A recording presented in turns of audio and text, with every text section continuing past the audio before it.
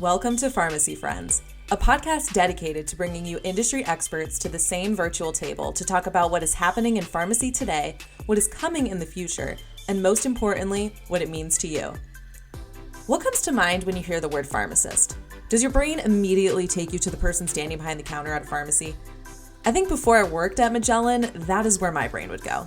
I knew there were other avenues that you could take if you were planning on pursuing a career in pharmacy, but I never realized just how many. October is American Pharmacist Month, and we would be remiss if we didn't take this opportunity to proudly promote the hundreds of pharmacists that make Magellan RX.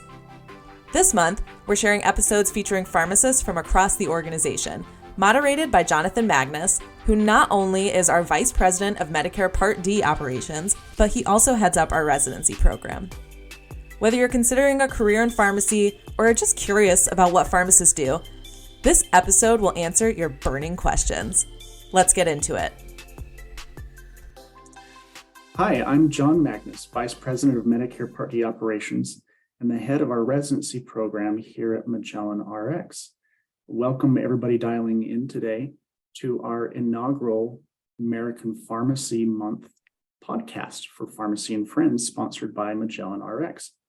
Today, for our first podcast, I'm happy to be joined by a close peer and friend in the industry. I've known Alaka'i for a few years now. Actually, I think I met Alaka'i when he was just a P3 at University of Idaho, and he ended up becoming a API student of ours. And so I've been in Alaka'i's orbit for a few years now, and I couldn't be more thrilled to have Alaka'i on the show today and introduce him as our first American Pharmacist Month guest. Thank you, John, for having me today, and it's a blessing and a huge pleasure to be here. So my name is Alaka'i Montalbo.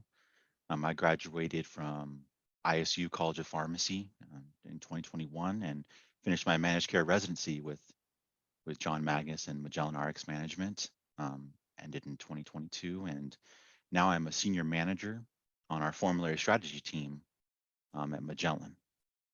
And just a little purview of kind of what I do at Magellan is on the medical benefit. What my sole purpose is, I'm a clinical expert, and I just help our clients understand what's going on in the different disease states, the different market shares, buckets, and I help them understand new drugs that come to market, what's going on with the existing, and really help them try to maximize their spending, as well as make sure that what they're using is most efficacious and the safest for their patients.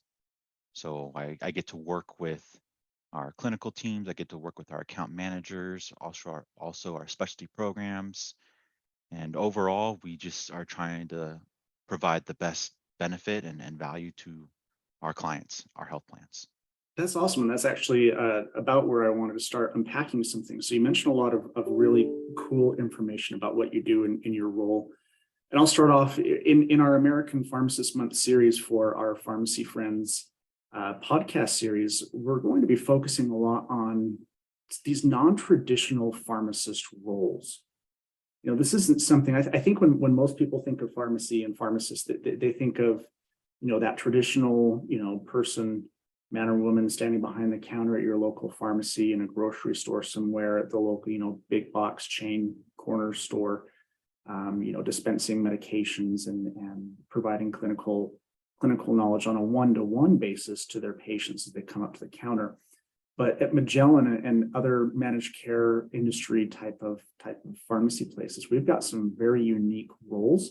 And I really want to dive into some of these unique roles, and some of the things you've already started talking about, Alaka'i, are some of the things that I'm hoping we can start exploring a little bit, and getting out there, just sort of the cool, unique things that pharmacists do outside of that traditional community and maybe hospital type of roles. So with that, let's start at the beginning. Can you go into a little more? You mentioned Idaho State Pharmacy School. Can you go into, I guess, what got you started into pharmacy in the first place? What piqued your interest? Why did you go into pharmacy? Yeah. So, you know, it's so funny because growing up, I was a very big student athlete, very big into sports, and I would always go to the gym. And I remember in middle school, I was at the gym and they had this supplement on the counter. It was called pyruvate. And as we all know from the Krebs cycle, pyruvate is a part of that. And I remember going to biology class and learning about the Krebs cycle and just being so astonished. Wow, you can bottle pyruvate? Obviously, you can't. You know, and looking back, obviously, I realized that there is a lot of quackery in terms with supplements, but it sparked this interest of wanting to understand how medications, how supplements, how things work in the body. And as I went through my educational journey in college, I gravitated towards pharmacy. And it led me to starting this incredible experience at ISU. Um, I tried to work really hard at ISU, and we had lots of luau's before test days on Friday, Thursday night potlucks, and we just had a good time in pharmacy school. And when I first started pharmacy school, I will never forget going through orientation and one of the pharmacists, one of the faculty members asking us, where do you find a pharmacist? And we all gave the usual answer, oh, in Walgreens or at a hospital, teaching at a school. But then he started to go into all these different other opportunities like nuclear, poison control, managed care. These are just three examples of a non-traditional route. And it really sparked my interest of where do I fit in pharmacy? And I kind of went on this journey and I started really looking at how do I look at these different opportunities? Because I kind of look at, a pharmacy degree as this opportunity in terms of like a gateway, in terms of you can do so many Mhm. different things in pharmacy. So where do you find your fit? And that's when I started networking. I started reaching out to different people. Actually, I'll never forget the first time I spoke with you, John. I remember a good friend of ours, Neil Catalano, him saying, "Hey, you need to meet John Magness." So And what is this? Is this what drove you to managed care specifically? Because that's a really unique area within pharmacy. I mean, what stood out about managed care? What was it, Neil? What makes you weird, right? Like I know, just speaking right, from my pharmacy school experience, and not to bag on my college of pharmacy or your call, really any college of pharmacy, but the general sense that I get from our industry is that colleges of pharmacy generally don't teach non-traditional roles very well, namely managed care. My program, I think we had one class lecture, and we did have an AMCP chapter for managed care, but it was actually, quite honestly, poorly attended. I don't know how ISU has done it, but generally speaking, pharmacy programs don't introduce things like managed care. What made you weird that you all of a sudden decided to seek out managed care as a possible career? so what really piqued my interest, John, is every time we go through a module where we learn about a different disease state, we'd always have this slide, we always have this part of the lecture series where we would talk about new drugs that were coming to the market. And a question I always had, and I'd ask my professors, the faculty, where do you think this drug fits in the current guidelines? And a Yeah. lot of them would say to me, well, you got to look at cost, you got to look at different things, but a lot of them would just say, I don't know. And so the question I always had is, we know that in pharmacy, guidelines are constantly changing, drugs are constantly getting reintroduced into the market, not reintroduced, excuse me, just introduced into the market. What do you do with them? I just went to Idaho Hospital Pharmacy Association meeting up in Sun Valley, and there was a presentation on Corendia. And after the person presented, I asked them, where would you put this in the guidelines? And she looked at me like, what do you mean? Where would I put it? Like, I'm not sure where. Then she turned the question on me and asked me, well, where would you put it? And so, going back to what you said, I think there needs to be a real world, quote unquote, efficacy of new drug comes out. Where do you put it? And what do you specifically look at? I don't think that enough pharmacy schools focus on that information. And that is such an important factor. And that ultimately is what has led me to managed care, is what do you do with this drug? Looking at efficacy, looking at cost, and looking at how it's being administered. Yeah, that's a great story, and I hear that similar type of feedback from students and residents as they apply to our program and interview is it's pretty clear that our industry is very good at, our industry meaning pharmacy is very good at looking at drugs from a clinical perspective, a clinical value. We'll even call it that. What does this drug do? What does this drug provide value for our patients for from a clinical perspective? But a lot of the residents, when they're coming and interviewing, say, I was drawn to managed care because nobody really talks about the financial value. What does this drug bring to the market? Meaning we have to talk about clinical, right? Because these drugs, they wouldn't get approved from the FDA unless there was some form of clinical value. Now, there's a couple recent examples where maybe that's not the case. But generally speaking, the FDA wouldn't approve a new molecule if it didn't bring clinical value. Now, it's really whose job is it to determine what type of financial value does that come into? So I hear that story a lot about that inquisitive nature that pharmacists, I think, generally have, trying to close that loop. This new drug came out. Yeah, but how much does that cost? And is it really worth that value to our market? And I think that's one of the things that managed care pharmacy really is important. And I would argue to the colleges of pharmacies that aren't really teaching this, or I guess are ill prepared to teach it. Maybe they want to, and they just don't have the expertise to do it yet. Is managed care, working for payers, working for industry, working for PBMs, especially has I feel like been a little bit frowned upon in the colleges of pharmacy, in several colleges of pharmacies. But my argument is don't you want a seat at that table?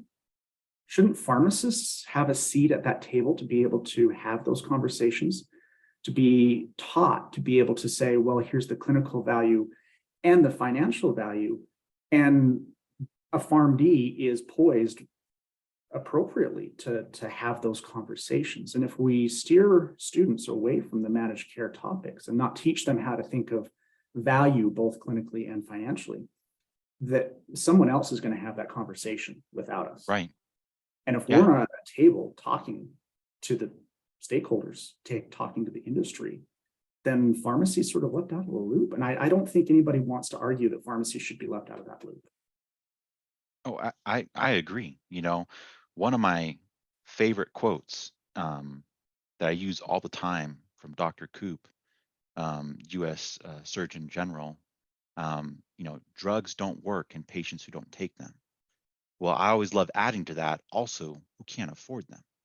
That has to be in the conversation. And who better than a pharmacist to be able to lead that conversation? I agree. Exactly. So I want to go back, getting on a little bit of tangent. So Alaka'i and I talk about this stuff, on an everyday basis because we're geeks like that, right? So I knew exactly what Alaka'i was going to say there. But I want to go back a little bit. I interrupted you on your journey. You were talking about getting into pharmacy school, having your cool luau's, really forming this close-knit pharmacy group, and then you started to dive into that managed care story. You started talking about our peer and close friend Neil Catalano, and then I sort of cut you off. Finish that thought. What ended up happening once you met Neil? What was that sort of impetus when you spoke with Neil to be like, hey, actually, this is something I feel like I need to go research some more for a career opportunity? Yeah. So after I got to know Neil, and I actually ended up attending a managed care day in Seattle, and met Emily Chiasso. And once I went to that managed care day in Seattle, and I really got to understand, and this was as a P3. This is when I started to really understand this is where I see myself, because that perfect blend between understanding drugs efficacy and then understanding cost. And then I always like looking at it from that other lens of, okay, well, what do you do with it now? And what I mean by that, like, what do you do with it, is that is such a loaded question, because you start looking at different things. Like, for example, you know, if this drug is oral, if this drug can be self-administered, if it has to be done in an infusion center, you start looking at all these different aspects that make that drug as complicated or as not complicated as possible. And how do we manage that? How do we provide that value to that patient that's taking that drug? How do we make their life easier? How do we, lessen the burden for them?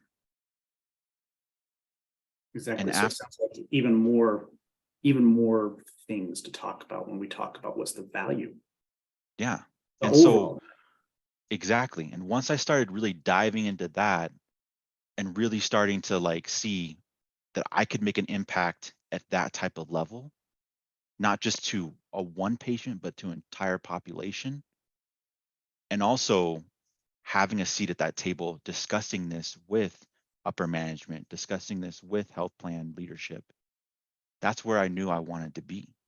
And that's really what led me to reach out to you, John, to do an appy, is I wanted to learn more and I wanted to dive in.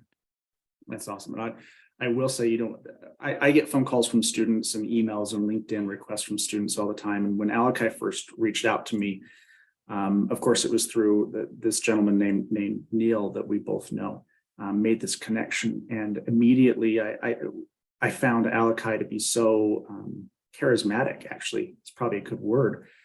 And it just on our first introduction phone call, he had my cell phone. He gave me a call. Let's talk about how we set up this appy and what your expectations are, what my expectations are. And to Alaka'i's, I guess, credit, somehow we ended up on this tangent and like spoke for probably a whole hour. And I really found myself, it's just embarrassing, like basically giving him a whole managed care 101 lecture. And it wasn't until like an hour of just, and it wasn't a lecture, it was a back and forth conversation about, how managed care works and what he thinks, what Alaka'i thinks, managed care should do in our industry. And it was a super dynamic conversation. And after about an hour, I caught myself and I realized, dude, this isn't even my student yet. This is just some random P3 I've just met. And we're already talking about, some really deep dive stuff, DIR fees and clawbacks and rebating and some of these really cool topics that we might get into later. But to Alaka'i's credit, that was really the start of our relationship. And I found that Alaka'i had a very dynamic, warm personality. And of course, how could I say no to a dude like that who wanted to come and spend a 6-week rotation with us? Well, I thank you, John, but really it's Magellan and it's people like you that, we're lucky to have. And I was very blessed and lucky to do that appy. And not only that, but then to be a part of the residency program. Yeah, I wanted to follow up. I'm glad you said that. Follow up with the residency program. I think that now that we're in October, which is just shocking to me, but we're about to go to AMCP Nexus Showcase in December. We're going to go to ASHP Residency Showcase in Las Vegas. I would assume that there's probably some either resident or resident candidates that might be listening to this call. What advice would you give to them as they are, specifically for managed care residency, as they are looking for places to apply to for a potential PGY1? The one thing that is so important to me is culture, is fit, and it's understanding that as a student, you're working with these people every day for the next year, and you want to be around people that are going to be in your corner and are going to fight for you. But not only that, you want to be around people that are going to take an active interest in your career and help you develop. And the one thing that, as I went through that whole entire residency process, that's the one thing that I kept coming back to Magellan on, was all of the programs will provide fantastic managed care education, guidance. The one thing that stood out to me and meant the most to me was that ohana, right? That family, that spirit. Right. And that's what Magellan has. You know, I will never forget, and I mean, I probably shared this story 100 times, and I apologize for anyone listening that's already heard it, but it was literally day one, and I had reached out to our residency program director, Sarah, and I said, "Hey, Sarah, I'm interested in specialty." And I'm not even joking you. Literally, the next day, I had a meeting with Seamus McGuire, and he is one of our VPs on the specialty side. And from there, that's how my relationship started with specialty, and that's ultimately what started this whole entire process of me now working for specialty pharmacy on the medical benefit. And that to me is what, as a resident and even as a student, you're looking for people that are going to take active interest in your career, and they are going to, when you say, "Hey, I'm interested in this," they're going to help you find that, and they're going to put you in an opportunity to be successful. Ask questions of the current residents, talk to them, pay attention to their demeanor. As you go to Nexus, as you talk to them over these next few months, look at them, talk to them, see how they're doing. Right. Look in their eyes. Yeah. Yeah. Yeah, I agree. And just even having that conversation with the current residents, that's something I've told students is look at the residents' eyes, and as they're talking to you about their program, do you get the sense they're selling you a bag of goods? When you look in their eyes, they look like they're being killed to death, like being slowly murdered by the work that they do. Residencies are hard, but what makes them even more hard is when you're unsupported during that residency. Right. And it's not to say our residency is easy by any means. I think we have a very challenging residency. I think that's one of the unique things about it. And checks in the mail. Thank you for the compliments on promoting our residency during right before AMCP Nexus. So this is perfect. But yeah, well, there's not to interrupt you here, John, but I just want to say just one thing real quick. Magellan's managed care residency program is the best residency program in the nation. And you're not biased at all.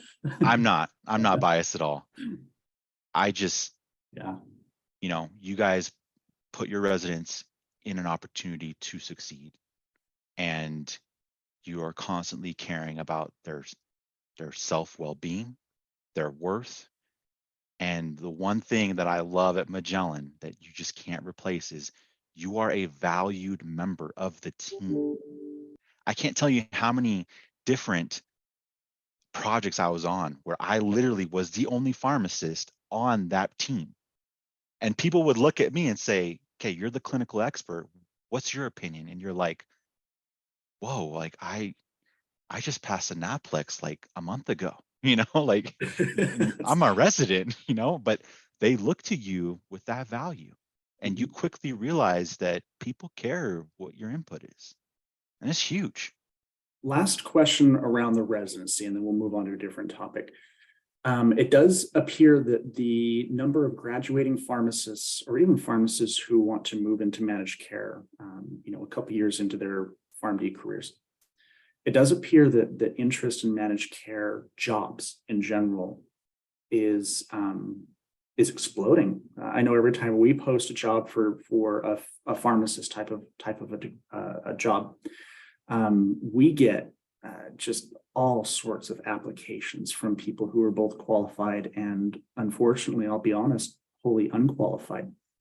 When we post for the residency programs, we get hundreds of applicants, and that's untenable. Obviously, we can't hire that many people, but a question that I do get a lot of times is coming from residents who don't match with us is, I didn't match with any managed care residency. Is this the dead end? Is there any way of getting into managed care? Help me understand what my next step is.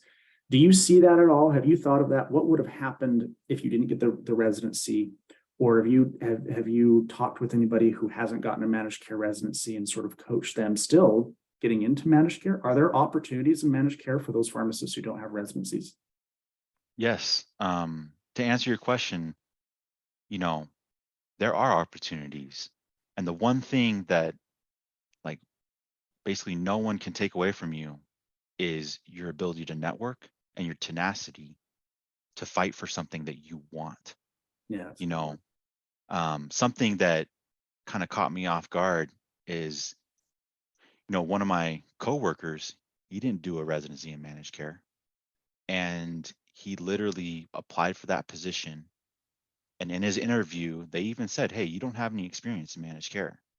And what he said to them is, "Yeah, I don't, but I'm a fast learner and I want to be here, and I can prove my worth." And right now, you know, sometimes, like they always say in terms of working at a hospital, you have to have a residency to work in a hospital.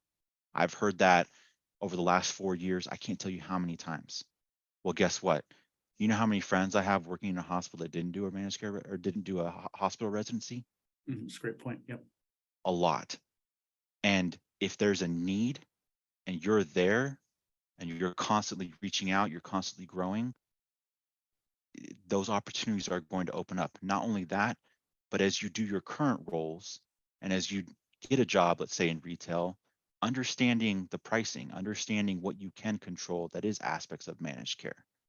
Put Mhm. yourself in a position to be a part of P&T if you do end up working at a hospital outpatient or working at a hospital in general.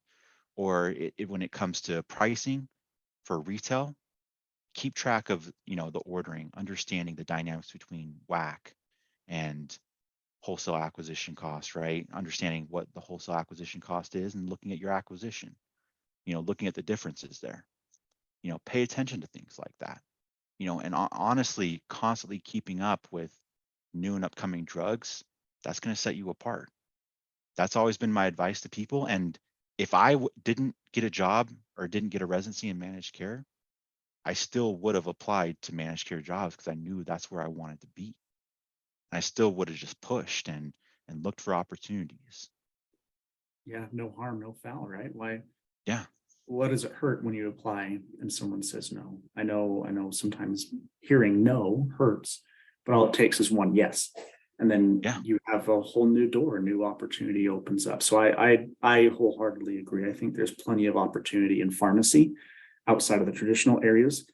If pharmacists and students push themselves a little bit and don't just think that they're only qualified to do one thing. I think they're actually qualified to do a lot of things if they just push themselves to understand what that thing is. Operationally speaking, I've seen a lot of pharmacists enter the managed care area in a couple different ways. There's pharmacists that staff all of our clinical programs, the MTM type things, adherence type programs. So what might come as a shock to some is a lot of payers and PBMs and managed care groups employ a lot of clinical pharmacists to reach out Yeah. to their patients and have adherence counseling sessions and have full on MTM where you're talking to a patient about their bucket of medications sometimes for a half hour, if not longer sometimes. And there's a lot of clinical need for having that PharmD, that pharmacist in the roster. Those pharmacists, because those teams are so large sometimes, making outbound phone calls, quite honestly, most of those pharmacists aren't residency trained. And that's certainly not a dig on them. That's a great place for pharmacists to start in managed care. That's where I got my start, was on an MTM team, to be completely honest. Right. Yeah. The other place And I see is prior authorizations. What people don't understand, when a prior authorization is needed for a medication, it's rejected at the pharmacy, right? Those come to pharmacists. Those yeah. rejections, when the physician submits that PA form or a request for formulary exception or whatever it might be, generally speaking, it's the pharmacist that's making that determination on whether it's approved or denied. A lot of those pharmacists are not, say, classically trained, residency trained type pharmacists. They are pharmacists that applied for a job, and that's how they got into managed care. And a lot of them actually end up growing from there and end up in the ranks of management and beyond in many cases.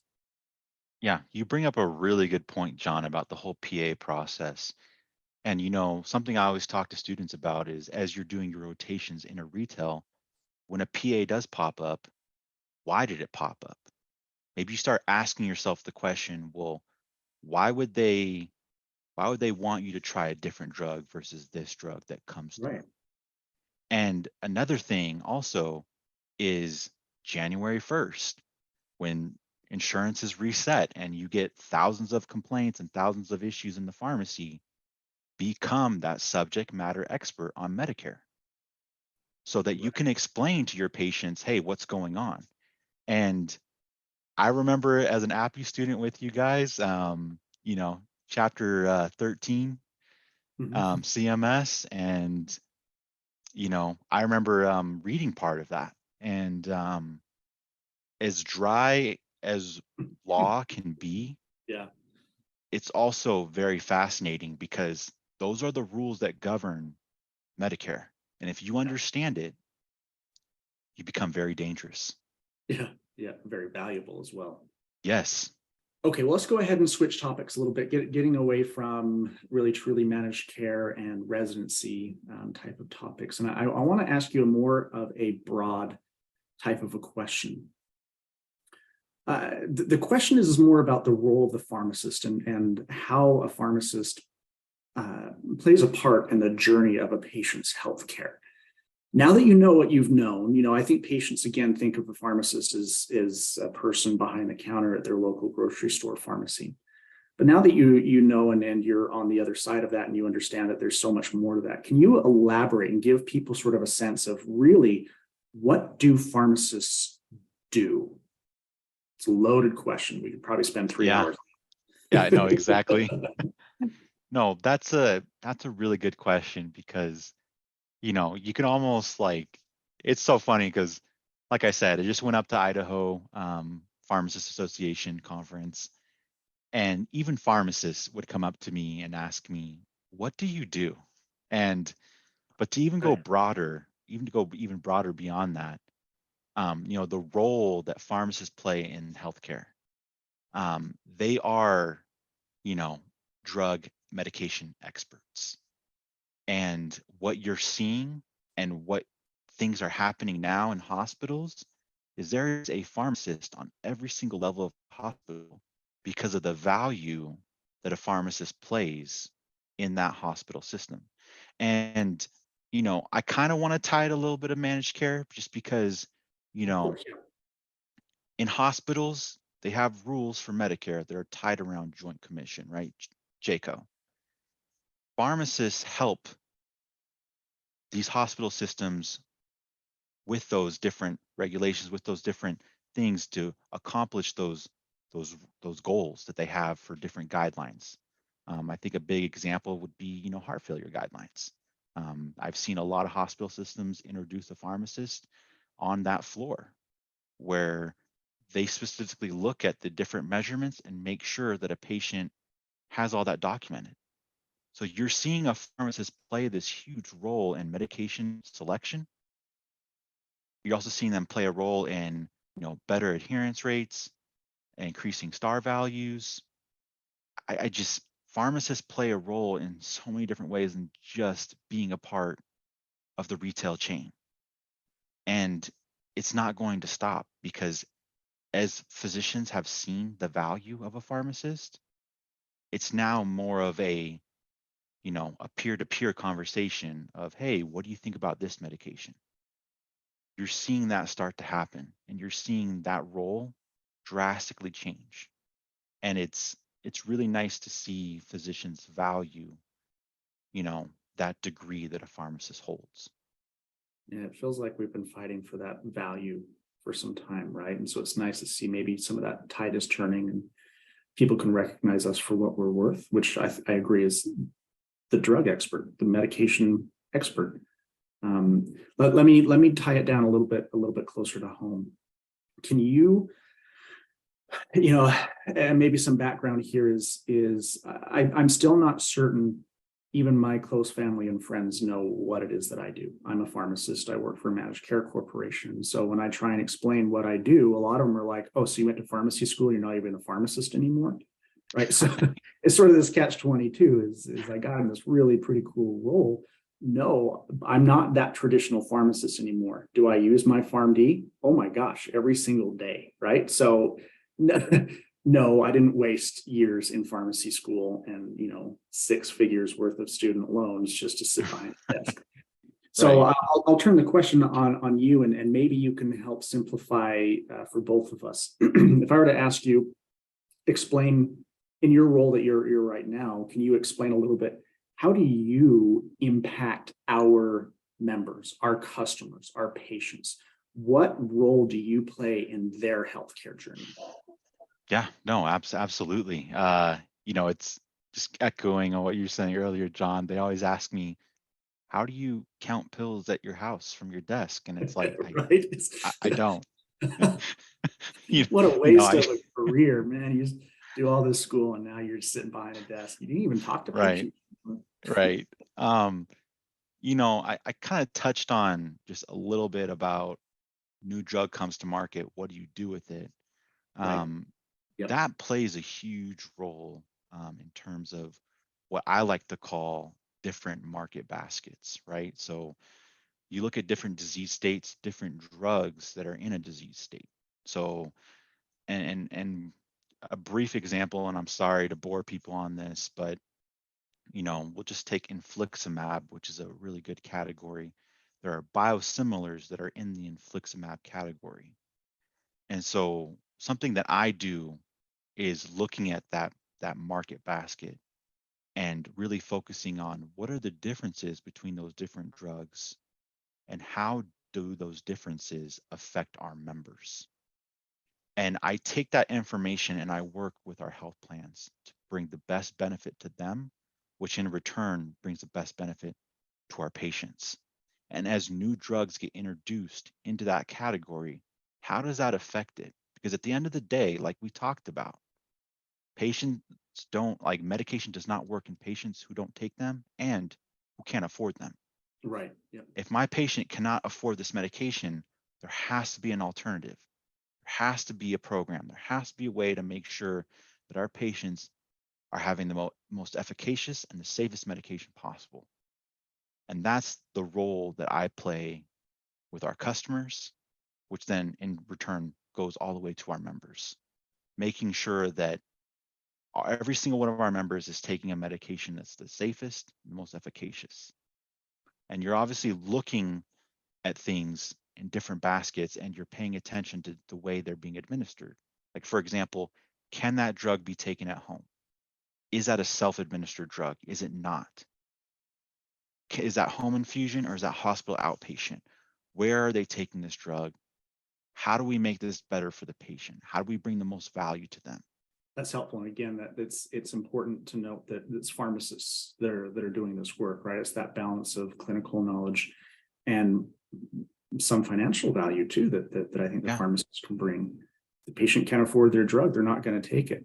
If the patient can't make it to a specific, if they have to leave the house and go make it somewhere, what if they're in a medical desert or a pharmacy desert, meaning there's yeah, just not access to stuff? Those are things that really, these are things that we talk about on the national level.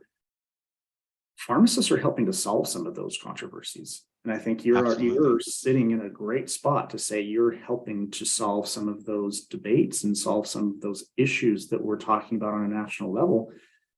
And you're a pharmacist, and that's your job. That's pretty cool. Taking another little bit of a step back here, I sort of wanted to, tie some of the things we've talked about together. And last couple of questions I wanted to get to before we wrap up, I think are a little more hypothetical, maybe fun type of questions. If you had a crystal ball and you could look into the future, what do you think the future of pharmacy, not just managed care pharmacy, not community just pharmacy? What do you think the future of pharmacy looks like for, say, 5, 10, 15, 20 years down the road, whatever duration you want to look down? Ooh, good question. And obviously, coming from Idaho, where we have the most progressive laws, pharmacy laws in the nation, Yeah, pretty cool, by the way. I just learned that. That's I impressive. uh, I really believe that the direction that pharmacy is going is in that route, in terms of pharmacists will be more involved than just handing someone a prescription.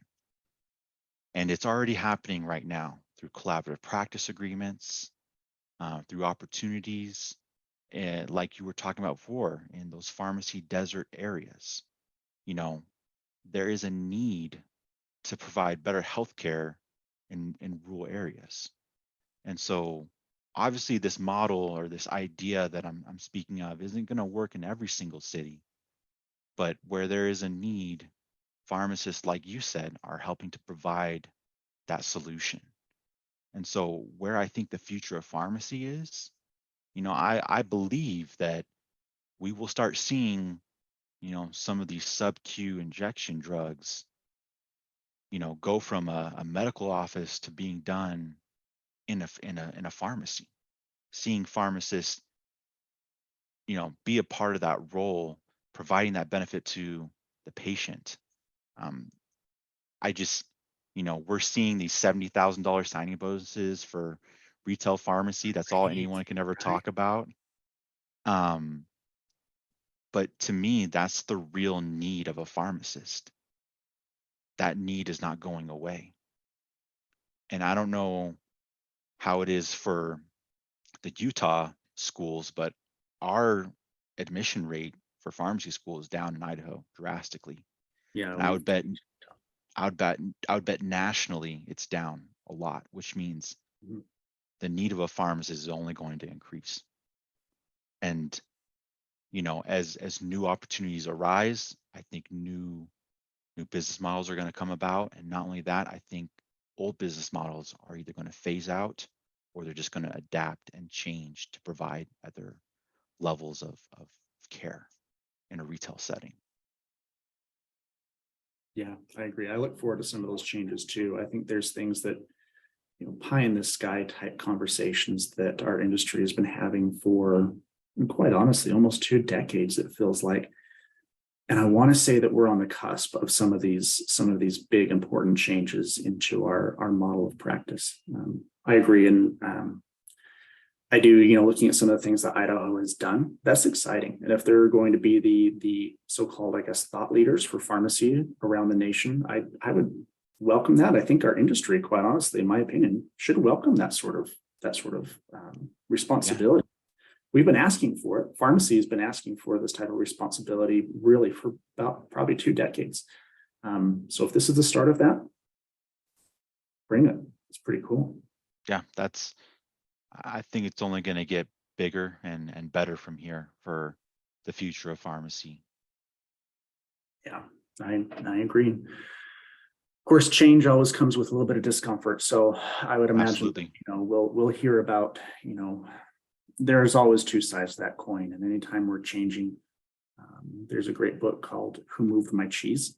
And I think about that here in the world of pharmacy. I think that pharmacists is one of the best things I think we can do as pharmacists is be ready to think about pharmacy in a new light. The traditional models of pharmacy, we've been asking for change to the traditional models of pharmacy for quite some time now. We could end up being our own worst enemies if we also fight it when we start noticing that there are changes to our traditional models of pharmacy. So yeah, and I think something that I find also very interesting. I don't like the way that currently students and even pharmacists look at retail pharmacy. Like they look at it like, oh yeah, I work retail. There's nothing wrong with working retail. I loved it. I did it for 16 years. It was one of my all-time favorite jobs was working retail. Retail is, that's the backbone of most of my classmates. They all work retail. And there's this negative look in College of Pharmacies across the nation. Like if you work retail, it's like you settled. And that needs to change. That narrative to me needs to change. We need to be celebrating these opportunities. And if there are problems in a retail setting, those need to be addressed either at your board of pharmacy, state level, or other places, because it just makes me sad to see so many people go into retail and then you ask them how they're doing. They're like, oh, well, I work retail. There's nothing wrong with that. You should celebrate where you work and you should be happy. It's a great profession. It is a great profession. Okay, final question for you. assuming there's probably some non-pharmacists that have dialed into this and are listening, I'll ask you directly, what is one thing you want the general public to know about pharmacists? Ooh, good question. I think the one thing that I wish more people understood and more people knew was that a pharmacist is a medication expert. And if you have questions on your medication, you should feel comfortable and you should know that you can go to them and they'll help provide that value to you. You know, at the end of the day, we want to help our patients. We want them to be on the best medication, the most efficacious and the most cost effective. And we want to make sure that they're taking advantage of all the opportunities that are available to them. And that, to me, I want more people to know that if you can't afford your medication, there are so many programs out there. And talk to a pharmacist to help you navigate those opportunities. You know, create that open dialogue with them. You know, pharmacists is one of the most trustworthy professions. They're there to help. We're there to help, I guess you should say. Absolutely. Well, this has been a very, I think, productive and eye-opening conversation, Alaka'i, and I appreciate you taking the time out of your busy schedule to hang out with me for a little while and answer some of my hypothetical and maybe crazy questions about your background and what got you interested into managed care. I hope it was worthwhile for you to come and join us and have this conversation, and hope we can actually do it again some other time. I'd thank you, pharmacy friends, for tuning in to our first Pharmacy Month Pharmacy Friends podcast from Magellan. And of course, next time you're in the store or the grocery store, or next time you have a question for your pharmacists, like Alaka'i mentioned, please remember to go ask them the question. They're there to educate you and support you in your healthcare journey. But also, don't forget to thank a pharmacist next time you see them. We love working with patients. We hope patients love working with us. With that, thank you all for tuning in. I look forward to continued conversations on the upcoming weeks for our Pharmacy Friends podcast. Enjoy your week. We'll see you around. Thank you to John and Alaka'i for giving us an incredible episode. I don't know about you, but I learned so much from these two, not just about managed care and the many different avenues that you can take throughout your pharmacy career, but what great insights on how pharmacists fit into the healthcare system overall. Don't forget to thank your pharmacist this month, and quite honestly, every month. And let's be friends. Rate this podcast 5 stars and subscribe so you don't miss an episode. We'll talk to you next time.